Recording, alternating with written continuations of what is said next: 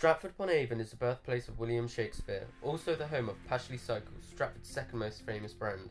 Founded in the Midlands in 1926 and then in Stratford in the 1960s, they make hand-built beautiful bikes exported to over 40 countries worldwide, and is the last of the historic manufacturers to still hand-build bikes in the UK. With markets growing in e-bikes for consumers, last-mile cargo and hire bike schemes, Pashley is at the centre of some exciting growth markets.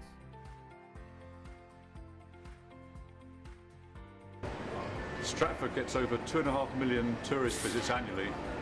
A bike scheme will give visitors an alternative and enjoyable mode of transport around town. We'll also work as part of an integrated transport solution by linking park and ride sites and the stations more readily to the town and its attractions, reducing town centre congestion. Everyone is also aware that Stratford has significant traffic congestion, which gets worse every year and will continue to worsen as we build more housing. This is despite significant spending to support increased car usage. A bike scheme would be a far more cost-effective way of reducing congestion by reducing the number of shorter car journeys. It would also help reduce air and noise pollution and improve general fitness and well-being.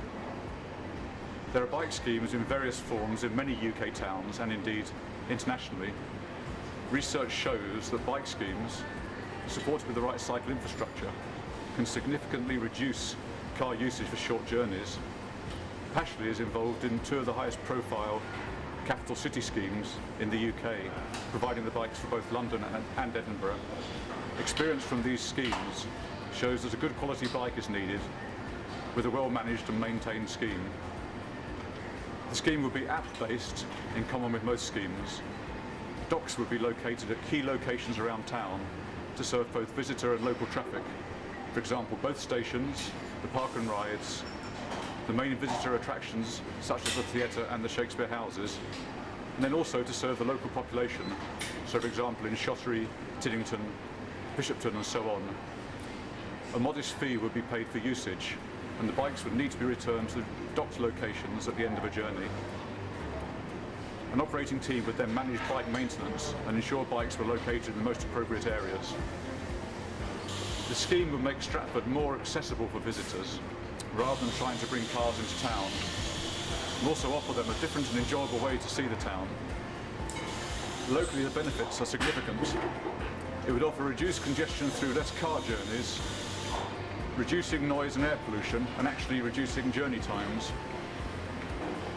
It would make cycling more accessible for many people, improving health and well-being.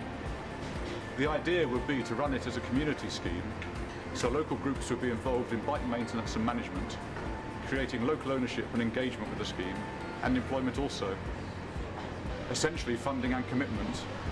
The scheme would cost money to implement and run, so it need investment. In addition, to really embrace cycling and deliver a fantastic experience, cycling infrastructure would also need to be improved. While the cost of this would only be a fraction of the spend on roads, our culture is essentially based around the car. We really need to embrace the message that a cycle scheme has multiple benefits, including actually improving car traffic flow, all at a relatively low cost. Part of the funding could come from local bodies who would support community group involvement and also recognise the well-being and participation benefits. We also believe that funding would be forthcoming from sponsors keen to promote their brand to the 2.5 million annual visitors. Also, indications suggest local businesses would contribute to a bike pool to have bikes located at their workplace. However, local investment on top of this will also be required to ensure the scheme could be launched and properly operated.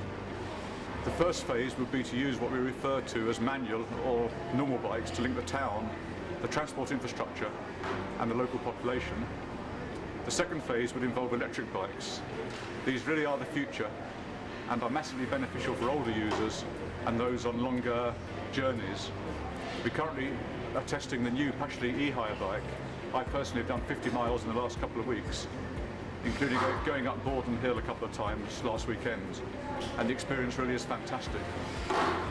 E-bikes would enable the scheme to be extended to a wider profile user base in terms of age and also geography, so it would allow the inclusion of villages such as Snitterfield, Welford, Alveston and so on, converting car journeys to e-bike journeys.